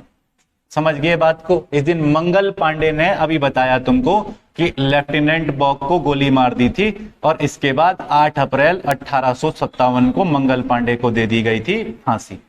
क्लियर हो गया? कोई दिक्कत समस्या नहीं इतने में? अच्छा भैया, प्रारंभ में दूसरी डेट बताते हैं। दूसरी तुमको एक महत्वपूर्ण डेट ध्यान रख लेनी है, वो डेट है 10 मई 1857। कौन सी डेट है? 10 मई 1857। इस दिन 1857 की क्रांति की शुरुआत हो गई यूपी से। यूपी में भी कौन सी जगह से? मेरठ से। आई बात समझ में? यहां भारतीयों ने एक थाने में आग लगा दी। क्या लगा दी? थाने में आग लगा दी। हो गई 1857 की क्रांति शुरू। तीसरा तुमको 1857 की क्रांति के प्रारंभ होने में एक डेट याद रख लेनी है, वो डेट है 31 मई 1857। कौन सी डेट है? 31 मई 1857। इस दिन क्या हुआ? इस दिन 1857 की क्रांति की योजना बनाई गई। क्या बनाई गई? योजना। क्वेश्चन आएगा 1857 की क्रांति की योजना कहां बनाई गई थी? लंदन। कहां बनाई गई थी? लंदन। बात को ध्यान से समझना, सुनो एक एक चीज को अच्छे तरीके से। 1857 की क्रांति की योजना कहां बनाई गई थी? ये पंखा बंद कर दो यार। कहां बनाई गई थी? लंदन के अंतर्गत बनाई गई थी। इस योजना को बनाने वाले लोग कौन कौन थे, यही तो पूछेगा तुमसे। तो एक नाम तुमको ध्यान रखना है, अजीमुल्ला खां। क्या नाम याद रखना है? अजीमुल्ला खां। अभी ये भी बताऊंगा कि ये लंदन में ही क्यों इसकी योजना बनाई 1857 की क्रांति की। और दूसरे व्यक्ति थे रानोजी बापू। क्या नाम था? रानोजी बापू। अब बात समझना ध्यान से। अजीमुल्ला खां, जिनको हम नाना साहब कह रहे हैं, जिनको हम नाना साहब यानी धोंदू पंथ कह रहे हैं, उनकी पेंशन बढ़वाने के लिए, उनकी पेंशन की बात करने के लिए, पेंशन चालू करवाने के लिए जा रखे हैं बात करने के लिए लंदन अंग्रेजों से। सुनो ध्यान से बात। रानोजी बापू अवध के नवाब को कुशासन लगा करके चले गए, अंग्रेज हड़प लिया अवध को। ये वो बात करने जा रखे हैं लंदन अंग्रेजों से कि हमारा दे दो क्षेत्र अवध वापस। ये कह रहे पेंशन दे दो। उन्होंने वहां से भगा दिया, तो न पेंशन देंगे और न अवध देंगे, तुम कर लो कुछ भी। इन्होंने लंदन में बैठे बैठे बनाया प्लान, और इसलिए 1857 की क्रांति की योजना किस जगह बनाई गई थी? लंदन। बनाने वाले दो व्यक्ति थे कौन कौन? अजीमुल्ला खां और रानोजी बापू। याद रहेगा इतना। ये तो हुई 1857 की क्रांति प्रारंभ। अब प्रारंभ होने के बाद देखते हैं धमाका कहां कहां हुआ। तो धमाके में सबसे पहला धमाका आता है दिल्ली। कौन सी जगह आती है? दिल्ली। दिल्ली में बैठे हुए हैं बहादुर शाह जफर। कौन बैठे हुए हैं? बहादुर शाह जफर। मस्त दरबार लगा है ना? अरे वही रेड कारपेट वाला दरबार, बढ़िया सुंदर। बहादुर शाह जफर बैठे हुए हैं अपनी कुर्सी पर, है ना? बढ़िया शायर भी थे और शौक भी था उनको खूब शायरी वायरी वगैरह का। तो बहादुर शाह जफर जो है वो अपना चुपचाप, कोई मतलब नहीं, नहा धुआ करके बैठे हुए हैं, सर पे तेल वेल लगा के धूप सेक रहे हैं। 11 मई 1857 को क्या हुआ कि 10 मई को, मैंने तुम्हें पीछे बताया था ना कि 10 मई को धमाका हो चुका था। कहां? मेरठ में। कब हुआ था? 10 मई 1857। इन्होंने थाने में आग लगा दी थी, और थाने में आग लगा करके, जिन्होंने थाने में आग लगाई, ये अगले दिन पहुंच गए कहां? दिल्ली। 10 मई 1857 को उन्होंने यूपी के मेरठ में थाने में आग लगाई, और वही असंतुष्ट जो व्यक्ति थे या असंतुष्ट क्रांतिकारी जो थे, वो 11 मई 1857 को पहुंच गए कहां? दिल्ली। दिल्ली पहुंचे। दिल्ली पहुंचे, इसके जस्ट एक दिन बाद 12 मई 1857, किस दिन? 12 मई 1857। इस दिन इन सभी क्रांतिकारियों ने अपना नेता चुन लिया, बहादुर शाह जफर को। किसको चुन लिया? बहादुर शाह जफर। बहादुर शाह जफर को इस समय पे इन सब ने चुन लिया अपना नेता। बोला तुम हमारा नेतृत्व करोगे। वो बेचारा बूढ़ा आदमी हाँ बोल दिया, है कि नहीं है? उसको क्या पता था क्या होने वाला है कि नहीं? लेकिन बहादुर शाह जफर और भारतीय क्रांतिकारियों का उन्होंने नेतृत्व किया, ये बड़ी बात है। समझ रहे हो बात को? उन्होंने स्वीकार किया इस चीज को। इसमें तुमको पूछेगा कि बहादुर शाह जफर का सहयोग कौन कर रहा था, ये क्वेश्चन आता है। बख्त खां। कौन सहयोग कर रहा था? बख्त खां। बख्त खां बहादुर शाह जफर का था सहयोगी। बात समझ आ रही है? मेरठ से किस दिन पहुंचे थे क्रांतिकारी दिल्ली? 11 मई 1857। और इन्होंने बहादुर शाह जफर को अपना नेता कब चुन लिया? 12 मई 1857। समझ गए बात को? एक क्वेश्चन और आएगा दिल्ली के संबंध में, और वो क्वेश्चन तुम्हारे पास बड़ा इंपॉर्टेंट क्वेश्चन है। अपर एग्जाम में, कोई ढंग के एग्जाम में तुम्हारे पास पूछ लेगा। क्वेश्चन आएगा तुम्हारे पास एक व्यक्ति के नाम से, नाम है इलाही बख्श। क्या नाम है? इलाही बख्श। इलाही बख्श कौन था? तो बोलना धोखेबाज था। कौन था? धोखेबाज। इलाही बख्श कौन था? धोखेबाज आदमी था। ठीक है, कैसा धोखेबाज? तो इसने जो है मुगलों की सभी गुप्त सूचना, मुगलों की सभी गुप्त सूचना किसको दे दी थी? अंग्रेजों। मुगलों की गुप्त सूचना अंग्रेजों को देने वाला व्यक्ति कौन था? इलाही बख्श। दिल्ली से एक और प्रश्न आता है तुम्हारे पास, प्रश्न आता है कि निकलसन कौन था? क्या क्या प्रश्न आता है? निकलसन कौन था? या फिर कभी कभी क्वेश्चन इस तरीके से आता है कि वह कौन सा अंग्रेज व्यक्ति था या वह कौन सा अंग्रेज अधिकारी था जो 1857 की क्रांति के दौरान दिल्ली में मारा गया था? तो मारा जाने वाला व्यक्ति कौन था? John Nicholson. आई बात समझ में? बात आती है कि 1857 के विद्रोह का दिल्ली में दमन किसने किया? तो हडसन ने। किसने किया था? हडसन। 1857 की क्रांति में बहादुर शाह जफर ने हुमायूं के मकबरे के सामने हडसन नामक अंग्रेज अधिकारी के समक्ष आत्मसमर्पण कर दिया। समझ गए बात को? इसके बाद इनको ले जाया गया रंगून, म्यांमार की राजधानी, और रंगून इनको रखा गया। वहीं इनकी कुछ समय बाद मृत्यु हो गई। आई बात समझ में? तो बहादुर शाह जफर का मकबरा कहां बना हुआ है? म्यांमार में। ठीक हो गया? कोई दिक्कत इसमें? दिल्ली में क्या हुआ? तो 11 मई 1857 को यूपी से लोग पहुंचे। 12 मई 1857 को इन्होंने अपना नेता चुन लिया। किसको? बहादुर शाह जफर को। और इनका सहयोगी था कौन? बख्त खां। एक पूछेगा तुमसे इलाही बख्श कौन था? तो धोखेबाज था। इसने मुगल की सारी सूचना किसको दे दी? अंग्रेजों। और एक तुमको याद रखना, जो दिल्ली में मारा गया था अंग्रेज, वो कौन था? John Nicholson. अगर पूछेगा कि बहादुर शाह जफर के विद्रोह का दमन किसने किया था? हडसन ने किया था। समझ गए? ये विद्रोह का दमन दुमन वगैरह बाद में पढ़ेंगे सब, फिलहाल ध्यान दो यहाँ पे। अगला आ जाता है अपने पास लखनऊ। कौन सा जगह आ जाती है? लखनऊ। दूसरा धमाका हुआ लखनऊ में। अच्छा, लखनऊ में क्या हो रहा है? तो लखनऊ में बात को समझ, लखनऊ या मैं अवध लिख दूंगा, है ना? लखनऊ लिख दूंगा या अवध। कौन नवाब थे? वाजिद अली शाह। समझ रहे हो बात को? वाजिद अली शाह की दूसरी बेगम थी जिनका नाम था बेगम हजरत महल। क्या नाम था? बेगम हजरत महल। बात ध्यान से समझना, ये वाजिद अली शाह की मृत्यु हो चुकी है और वाजिद अली शाह की विधवा बेगम है, नाम क्या है? बेगम हजरत महल। बेगम हजरत महल क्या कह रही हैं कि इनका 2 वर्ष का पुत्र है। कितने वर्ष का पुत्र है? 2 वर्ष। उसका नाम क्या था? बिरजिस कादिर करके, बिरजिस कादिर करके ऐसा नाम था उसका, बिरजिस कादिर। ये 2 साल का बेटा था इनका। समझ रहे हो बात को? तो बेगम हजरत महल क्या कह रही है कि हमारे ये बेटे को राजा बनाओ।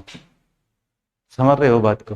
अंग्रेजों ने कहा किसको, इसको कर रहा है, अभी तो 2 साल का है कि नहीं है, इसको राजा बनाओ। तो बेगम हजरत महल जो है वो क्यों लड़ रही थी? क्योंकि उनके बेटे को राजा नहीं बनाया जा रहा था। समझ रहे हो बात को?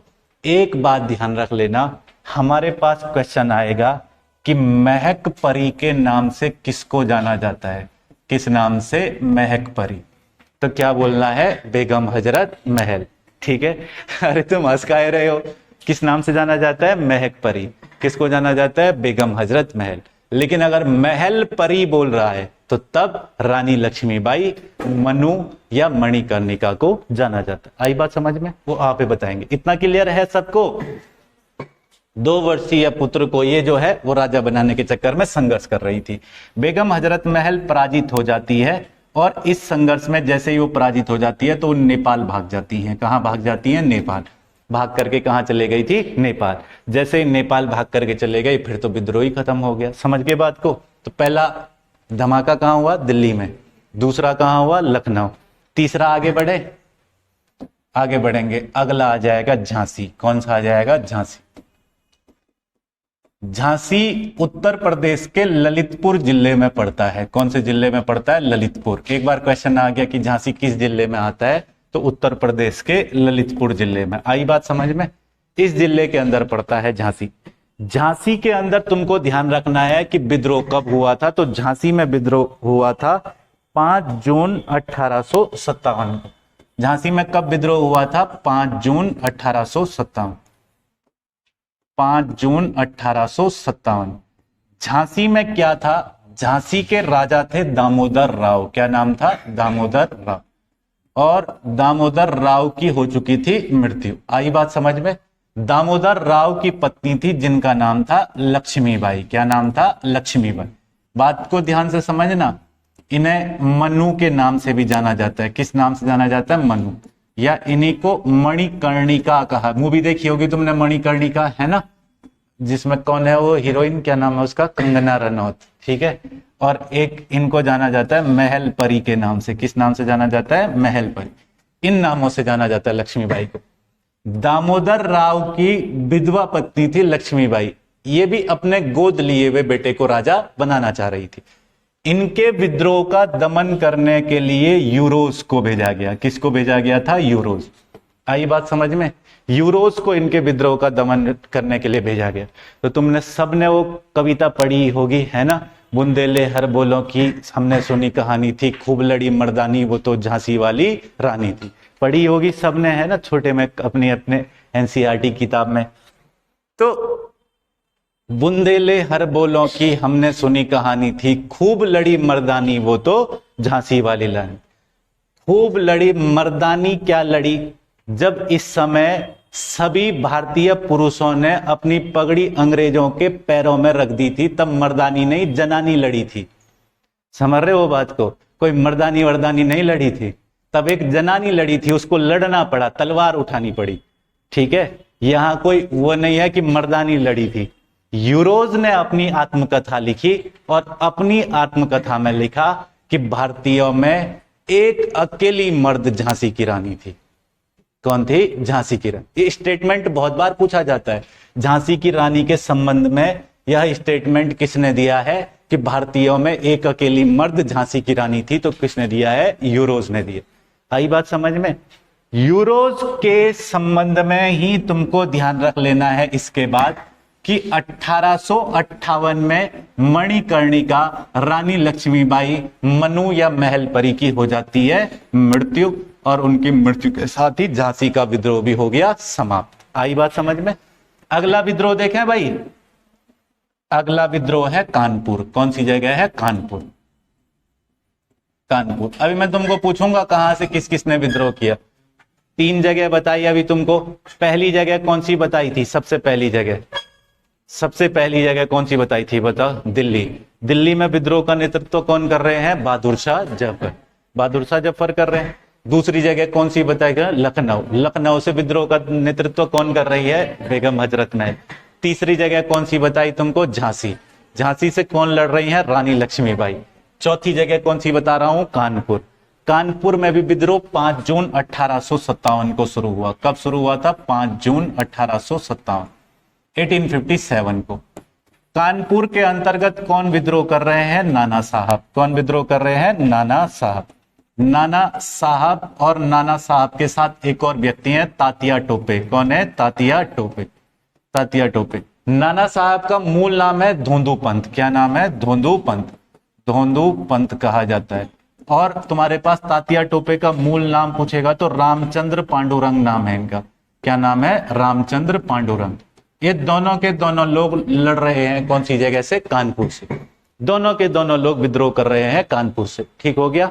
तो 18 अप्रैल 1859 को, किस दिन? 18 अप्रैल 1859 को तात्या टोपे को दे दी गई फांसी। क्या दे दी गई थी? फांसी। 18 अप्रैल 1859 को तात्या टोपे को दे दी गई फांसी। समझ गए बात को?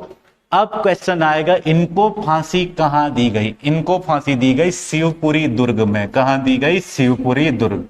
शिवपुरी दुर्ग में। ये शिवपुरी दुर्ग कहां है? तो मध्य प्रदेश में। यहां इनको फांसी की सजा सुना दी गई थी। क्लियर हो गया इतना? यहां तक कोई दिक्कत तो नहीं है? नेक्स्ट जगह देखो। अरे होने ही वाला, थोड़ा सा रह गया, खत्म कर लेते हैं, है ना? खत्म कर लेते हैं, ध्यान देना। ये इलझ गया पैर में, मुसीबत है इसके साथ भी। चलो देखो यहां पे अगला जगह आ जाएगी आरा। कौन सी जगह आ जाएगी? आरा। आरा। आरा। आरा के भाई, आरा या इसको आवा, ठीक है। आरा या आवा जगदीशपुर बिहार। कौन सी जगह? जगदीशपुर बिहार। जगदीशपुर बिहार में 1857 की क्रांति के दौरान किसने विद्रोह किया था? तो ध्यान रखना, यहां विद्रोह शुरू हुआ था 8 जून 1857।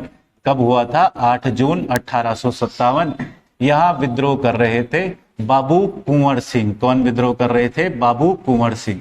और बाबू कुंवर सिंह के अलावा अमर सिंह। कौन विद्रोह कर रहे थे? अमर सिंह। बाबू कुंवर सिंह और अमर सिंह कहां से विद्रोह कर रहे थे? आरा, बिहार से। समझ गए बात को? क्यों विद्रोह कर रहे थे? तो किसान के मतलब खेती से संबंधित कुछ व्यवस्थाओं को लेकर के या पेंशन वगैरह की कुछ समस्याओं को लेकर के, इनकी कुछ क्षेत्र की समस्याएं थी, उस पर ये विद्रोह कर रहे थे। क्लियर हो गया इतना? नेक्स्ट जगह देखो भैया, ध्यान देना, अगली जगह ध्यान देना, सामने ध्यान से समझना। अगली जगह है इलाहाबाद। कौन सी जगह है? इलाहाबाद। इलाहाबाद से कौन विद्रोह कर रहे थे?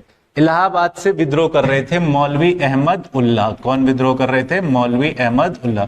मौलवी अहमद उल्ला जो है, अहमद उल्ला कहां से विद्रोह कर रहे थे? तो क्या बोलना है? इलाहाबाद से इन्होंने विद्रोह किया था। आई बात समझ में? अगर तुमको पूछ रहा है फैजाबाद, कौन सी जगह पूछ रहा है? फैजाबाद। फैजाबाद से किसने विद्रोह किया था? इनको ऐसे ही ध्यान रख लेना, ठीक है, कोई बहुत ज्यादा बड़ी बात नहीं। फैजाबाद से किसने विद्रोह किया था? अरे यार थोड़ा दिक्कत, 1 मिनट, सॉरी, यहां पे लिखना मौलवी लियाकत अली। किसने विद्रोह किया था? मौलवी लियाकत अली। इलाहाबाद से किसने विद्रोह किया था? मौलवी लियाकत अली। और यहां किसने विद्रोह किया था? मौलवी अहमद उल्ला। किसने विद्रोह किया था? अहमद उल्ला। यहां से तुम्हारे पास एक क्वेश्चन आएगा कि 1857 की क्रांति में जिहाद का नारा देने वाले व्यक्ति कौन थे? तो वो कौन थे? मौलवी अहमद उल्ला। वो कौन से व्यक्ति थे जिनको पकड़ने के लिए ब्रिटिश सरकार ने 50,000 का इनाम घोषित किया था? मौलवी अहमद उल्ला। याद रहेगा इतना? नेक्स्ट जगह आती है बरेली। कौन सी जगह आती है? बरेली। बरेली को हम लोग कहते हैं रुहेलखंड। क्या बोल देते हैं? रुहेलखंड। थोड़ा ध्यान देना यहां पे, बरेली को हम लोग कहते हैं रुहेलखंड। आई बात समझ में? क्या था बरेली या रुहेलखंड के अंतर्गत? बरेली या रुहेलखंड में तुमको ध्यान रखना है, यहां विद्रोह का नेतृत्व कर रहे थे खान बहादुर खां। कौन नेतृत्व कर रहे थे? खान बहादुर खां। ये तुमको पूछेगा कौन कहां से विद्रोह का नेतृत्व कर रहा था। आई बात समझ में? अगला तुमको ध्यान रखना है उड़ीसा। कौन सी जगह ध्यान रखनी है? उड़ीसा। उड़ीसा से विद्रोह का नेतृत्व कर रहे थे सुरेंद्र शाही। कौन नेतृत्व कर रहे थे? सुरेंद्र शाही। आई बात समझ के अंतर्गत? कौन नेतृत्व कर रहे थे? सुरेंद्र शाही। ये कहां से विद्रोह का नेतृत्व कर रहे थे? उड़ीसा से। कोई दिक्कत तो नहीं है? इनके एक और सहयोगी थे उज्ज्वल शाही। क्या नाम था? उज्ज्वल शाही। सुरेंद्र शाही और उज्ज्वल शाही कहां से विद्रोह कर रहे थे? उड़ीसा के अंतर्गत से विद्रोह कर रहे थे। कोई दिक्कत तो नहीं? नेक्स्ट आएगा असम। कौन सी जगह आएगी? असम। असम के अंतर्गत से कौन विद्रोह कर रहे थे? तो कंद परेश्वर नंद। कौन विद्रोह कर रहे थे? कंद परेश्वर नंद। ये कहां से विद्रोह कर रहे थे? असम से। याद रहेगा, कंद परेश्वर नंद कहां से विद्रोह कर रहे थे? असम से विद्रोह कर रहे थे। इसके अलावा इनके सहयोगी थे मनीराम दत्त। क्या नाम था? मनीराम दत्त। ये सब के सब सहयोग कर रहे थे इनमें, और इनका संबंध कौन सी जगह से था? असम से। बेटा अभी 1857 की क्रांति जहां से पढ़ाना शुरू किया था ना, वहां तुमको बोला था कि सबसे पहले पढ़ाऊंगा प्रतीक या स्वरूप, दूसरा पढ़ेंगे इसका कारण, तीसरा पढ़ेंगे इसका विस्तार। तो प्रतीक स्वरूप भी पढ़ लिया, कारण भी पढ़ लिया, विस्तार भी पढ़ लिया, अब बचा परिणाम। महत्व तो तुमको बहुत ज्यादा ध्यान रखने की जरूरत नहीं है, वो मैं तुमको एक ही बार में बता दूंगा क्या महत्व रहा इस क्रांति का। बड़े आगे भैया, क्या आएगा अब नेक्स्ट? परिणाम, रिजल्ट। क्या रहा इस सब चीज का इतना बड़ा रिजल्ट? तुमने साल भर पढ़ा, उसका कुछ ना कुछ रिजल्ट तो रहना चाहिए ना, कुछ ना कुछ परिणाम तो रहना चाहिए। तो भैया तुमने पढ़ा है, मेहनत किया है, तो तुम्हारा परिणाम रहेगा सफल। समझ रहे हो बात को? और तुमने ऐसे ही किया है जैसा 1857 का विद्रोह है। कोई लड़ रहा है मेरे बेटे को राजा नहीं बनाया, कोई लड़ रहा है मेरी पेंशन बंद कर दी, कोई लड़ रहा है कि क्या बोलते हैं इसको कि हमारी रियासत छीन ली, कोई बोल रहा है कि हमारा अपना बेटा नहीं है, हड़प की नीति ले लिया। समझ रहे हो बात को? ये सब चल रहा है, यानी एक मूल कारण नहीं है। जब एक कारण नहीं होगा तो वह क्रांति नहीं कहलाएगी। पहली बात तो ये। दूसरा, तुमको 1857 की क्रांति में ध्यान रख लेना है कि यह क्रांति पूर्ण रूप से असफल रही थी। कैसे रही थी? असफल। सफल रही थी या असफल? तो बोल देना असफल रही। क्यों असफल थी? क्योंकि यह क्रांति भारत के सीमित क्षेत्रों में फैल पाई, पूरे भारत में नहीं फैल पाई। दूसरा, इस क्रांति में कोई भी नेतृत्वकर्ता नहीं था। तीसरा, इस क्रांति में सबके अपने निजी हित थे। चौथा, इस क्रांति में समाज के आम लोगों ने भूमिका ही नहीं निभाई। समझ गए बात को? इस क्रांति में तो रजवाड़े लड़ रहे थे या तो वो लड़ रहे थे जिनका कुछ ना कुछ राजकीय नुकसान हुआ है, इसलिए आम जनता को इससे बहुत मतलब नहीं था। तो रिजल्ट इस क्रांति का क्या रहा? असफल रहा। बात समझ आ जाएगी, कोई दिक्कत तो नहीं है। महत्व, क्या महत्व रहा 1857 की क्रांति का? बहुत ज्यादा बताने की जरूरत नहीं है। 1857 के बाद 1 नवंबर 1858 को तत्कालीन वायसराय लॉर्ड कैनिंग ने, किसने? लॉर्ड कैनिंग ने महारानी का घोषणा पत्र पढ़ा। क्या पढ़ा? घोषणा पत्र पढ़ाया था ना मैंने तुम्हें। इस घोषणा पत्र में क्या कहा गया? कंपनी जो बनाई थी ईस्ट इंडिया कंपनी, उसको कर दिया गया भंग। भारत सचिव का पद समाप्त, यानी सब कुछ भंग कर दिया। वायसराय गवर्नर जनरल वायसराय वगैरह हो गया। समझ गए बात को? ये सब काम हो गए इस क्रांति। ये तो सब हमने एक्ट वगैरह में पढ़ा है ना, क्या क्या हो गया था 58 के बाद से। मतलब कंपनी के शासन का अंत हो गया, शासन भारत का ब्रिटिश क्राउन के पास चला गया, बात खत्म हो गई है कि नहीं है? खत्म हो गई। जब कंपनी का शासन ही खत्म हो गया तो सारी चीजें किस चीजें में निपट गई। एक बात ध्यान रख लेना, 1857 की क्रांति के बाद अंग्रेजी सरकार के द्वारा बनाया गया आयोग था पील आयोग। कौन सा आयोग था? पील आयोग। क्वेश्चन आएगा 1857 की क्रांति के बाद कौन सा आयोग बना था? पील आयोग। इसकी जांच करने के लिए ये क्रांति हुई क्यों। तो इस पील आयोग ने कहा कि अंग्रेज बैल हैं, वो तो हमने कहा है ही। दूसरी बात सुनो, अंग्रेजों ने रेशियो रखा सैनिकों का 5:1। ये रेशियो नहीं होना चाहिए, अब रेशियो होगा 2:1। तो पील आयोग ने क्या सुझाव दिया था? सुझाव दिया था 2 कौन से सैनिक? 2 भारतीय सैनिक और 1 अंग्रेजी सैनिक। इससे पहले क्या होता था? 5 भारतीय सैनिक और 1 अंग्रेजी सैनिक। ये पील आयोग ने कहा था। क्वेश्चन आएगा पील आयोग किस क्रांति के बाद बना था? तो 1857 की क्रांति। फटाफट बात को ध्यान देना। इंग्लैंड के प्रधानमंत्री इस समय पे कौन थे? पामस्टन। कौन थे? पामस्टन। इस समय भारत का वायसराय कौन था? Lord Canning. कौन था? Lord Canning. इस समय अगर तुमको पूछ लेगा 1857 की क्रांति लिखने वाला सरकारी इतिहासकार कौन था? तो एसएन सेन। कौन हो जाएगा? एसएन सेन। इस समय अंग्रेजों का भारत में सेनापति कौन था? तो कॉलिन कैंपवेल। क्या नाम था? Colin Campbell. Colin Campbell. Colin Campbell Bharat में जो है वो अंग्रेजों का क्या था? सेनापति था। आई बात समझ में? अगर तुमको पूछेगा 1857 की क्रांति के प्रतीक क्या क्या थे, तो इस क्रांति के प्रतीक थे कमल और रोटी। क्या प्रतीक थे? कमल और रोटी। ये हो गई 1857 की क्रांति समाप्त। ठीक है, उम्मीद है समझ आई होगी, मजा आया होगा। ठीक है भैया, इसको अच्छे तरीके से नोट्स वगैरह बनाना। किसी का कोई क्वेश्चन इसमें? कोई प्रश्न? कुछ नहीं? वेरी गुड, बहुत समझदार हो। चलो।